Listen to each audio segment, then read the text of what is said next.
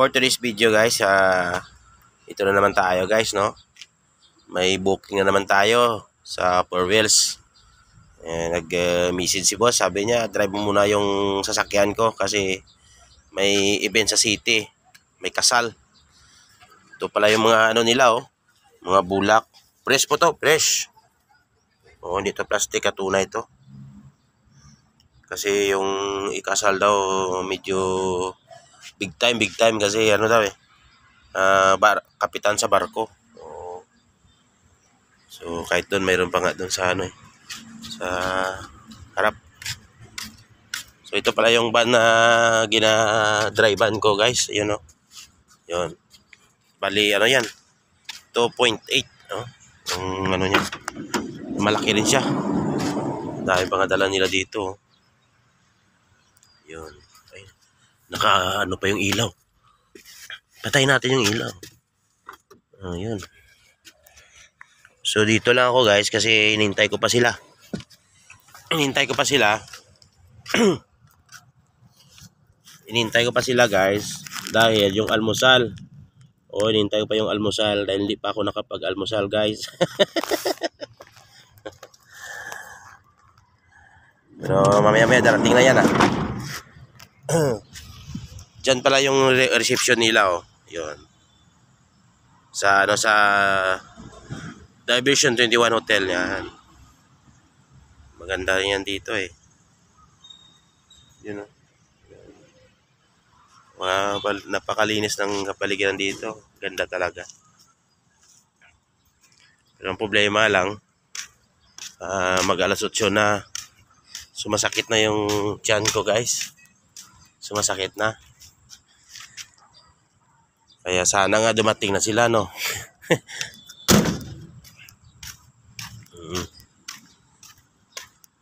Pwede lang tayo doon makapasyal, pero mas maganda na dito muna tayo. Pahinga na tayo. Magpapahinga muna tayo. So standby lang muna tayo dito guys Maaga pa naman Pwede pa naman. Pero kung pag hindi sila lumabas mamaya mga umabot ng alas 9 ay pupunta na lang ako kay doon na lang ako pupunta sa tita ko, si Tita Karen. Alam niyo si Tita Karen, kilala niyo yan? Kilala yan guys, si Tita Karen. Yung yung sa salita namin pala Karen dito sa Iloilo, si Karen, si Ate Karen Deria. Doon tayo sa kay Ate Karen Deria kakain mamaya pag hindi pa dumating yung almusal natin kasi nagugutom na talaga ako guys.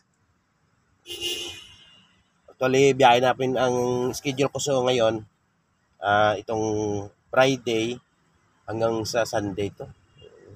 Kasi bukas yung ko naman, yung booking ko Boracay na naman. Kaya doon na naman tayo bukas mag-live sa Boracay. Vlog na naman tayo doon Pero matutuloy lang yan guys kung may budget tayo. Pero kung walang budget, katiklan na lang tayo. Mag-stay na lang tayo dito sa van. Kasi magasto doon. Ang mahal ng transport doon sa Boracay. Sobrang mahal doon talaga. At saka stricto yun doon Very strict doon, very strict.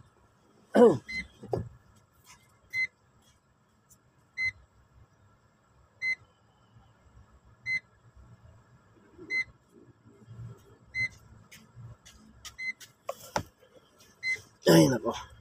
Stricto yun sa Boracay doon. Grabe yung doon, yung expenses mo doon. Sa boat pa lang maabot na ng 400 Siguro yung back and forth mo siguro sa sasakyan lang mga 600. Kasi may mga environment fee pa, terminal fee. Kaya balikan mo 600 doon. Mga gasto mo sa pamasahe lang. Mas marami pang hanapin ng ID sa'yo. Magkano na naman yung sahod mo dito? Konti lang, kulang pa. Kaya wag na, pag walang budget. Pag hindi ako sinama, hindi na ako kasama. Doon na lang tayo sa Katiklan. Tambay-tambay na sa Katiklan doon. Doon na lang tayo.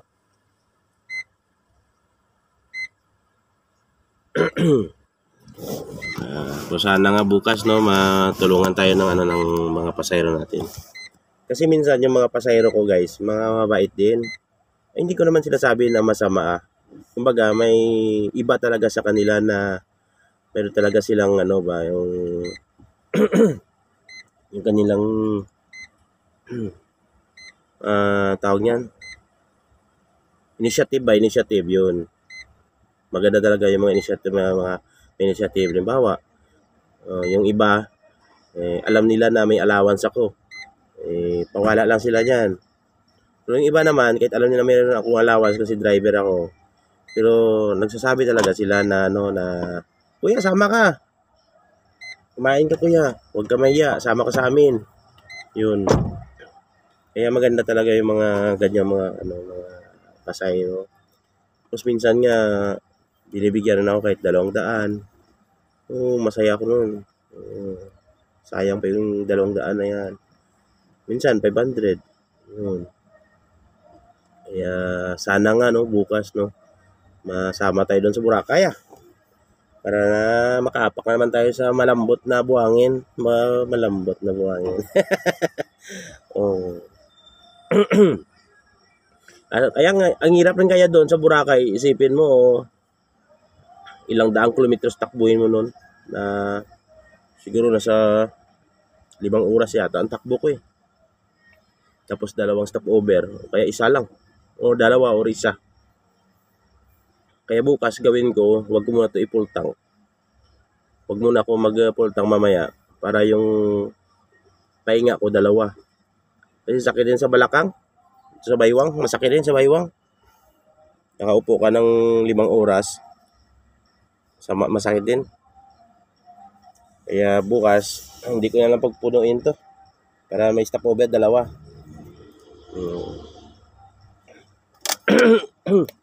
Tagal.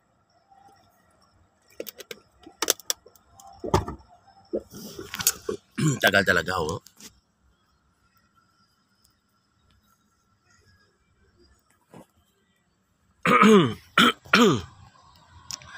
Actually, nag-igam-igam ko guys kahit grabe yung ulan dito sa Iloilo guys. Mula pa kahapon.